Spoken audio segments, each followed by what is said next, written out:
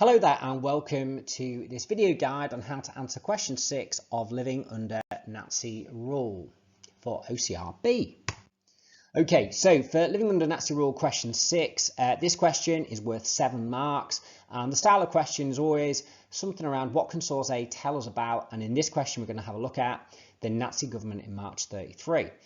You'll be given a source and obviously you'll need your contextual knowledge to understand the source, but there's no requirement to use detailed knowledge, particularly within your answer.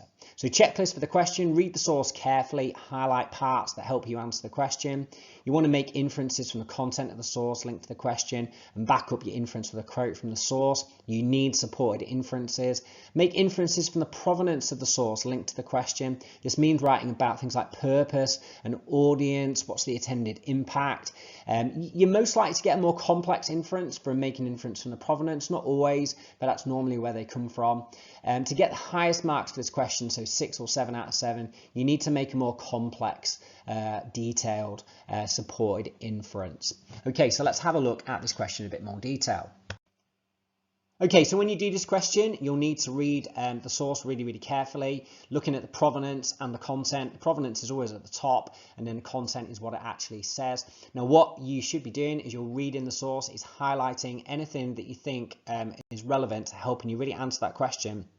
What can the source tell you about the Nazi government in March 1933? So you should have highlighted that as part of decoding the question. It's the most important bit to do. So let's have a read of source A. It's quite a lengthy one, this one, but we'll just read it through together. So source A is an extract from a speech made by Hitler to the Reichstag on the 23rd of March 1933 about the, quote, law to remedy the distress of people and German Reich, as what we know as the Enabling Act or the Enabling Law. Now, the Act would give Hitler the power to pass laws without the approval of the Reichstag. Now, we've studied this and we know that this is a key event in terms of Hitler establishing his dictatorship. But what they will really want you to do is think about, well, okay, what conclusions, what supported inferences can you draw about the Nazi government in March 33?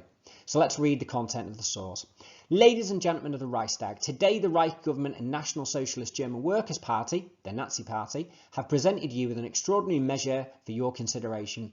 It is a law to remedy the distress of people and the German Reich. We are presenting this because strong leadership is necessary to create stability, to deal with the economic catastrophe, and to ward off the evils of communism. The weak politicians in Germany have been the cause of our decay. Some of our planned and necessary measures currently require the approval of the Reichstag, but it would be inconsistent with our national uprising if the government was required to request the approval of the Reichstag in every case. It is for this reason we are introducing an Enabling Act. The government is not motivated by a desire to get rid of the Reichstag. The government will only make use of this law for the implementation of vital measures. The existence of the Reichstag is not endangered.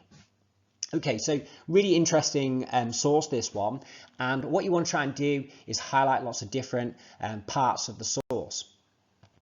So here's one that I've already done for you. So what I'm interested in here is that it's a speech made by Hitler. The date's significant because it's the day before the act was actually passed, and it gives us a bit of information about what impact this law will have.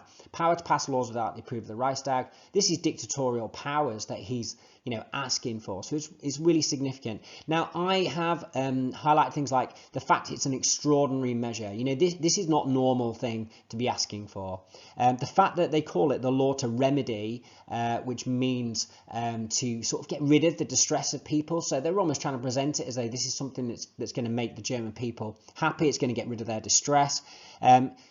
He talks about strong leadership, the idea of stability, deal with the economic catastrophe, reference to the Great Depression, really using the evils of communism as a reference, obviously back to the Reichstag fire and the Nazis presenting the communists as the enemy, and then almost kind of like comparing that, almost like a juxtaposition between strong leadership of the Nazis and the weak politicians that have caused Germany's decay. It talks about how there's a national uprising, so it's almost like the Nazis are only doing this because Germany is potentially at the crossroads of a revolution. they're sort of trying to downplay why they want to ask for the Enabling Act. They do this in the last paragraph. I think this is really interesting. They say, not motivated by a desire to get rid of the Reichstag. Vital measures. The Reichstag is not in danger. Trying to reassure people in that kind of final paragraph, which might suggest that, you know, the Nazis are really having to persuade the Reichstag to pass this law, might suggest the Nazis are not totally powerful in March 1933, and then they're not sure whether they can definitely get away with this, so they're having to be overly persuasive in order to get this passed. So some really interesting things there that we can conclude. Okay, so we'll look at an example answer. We started off with a more like simple inference, which will get you up to about 5 marks as long as you support it, and then a more complex inference, which could get you up to 7 marks. So let's read these sort of more simple inference to start off with. From this source, I can infer the Nazi government was becoming more powerful in the first few months of 1933. So there you've got that idea of an inference, and then you're going to back it up with some evidence. I can tell this because in the source, Hitler says it would be inconsistent with our national uprising if the Nazis have to, quote, request the approval of the Reichstag in every case. This suggests the new law was designed to abolish the Reichstag and therefore make the government more powerful. So we're making an inference about the Nazis increasing their power. So the Nazi government is going to grow more powerful during this stage. And we might even say things like the fact that they could even propose this law suggests that they're in quite a powerful position. So a more complex inference, you're normally going to get those more complex inferences linked to the idea of provenance and the purpose audience. So let's have a look at this example answer.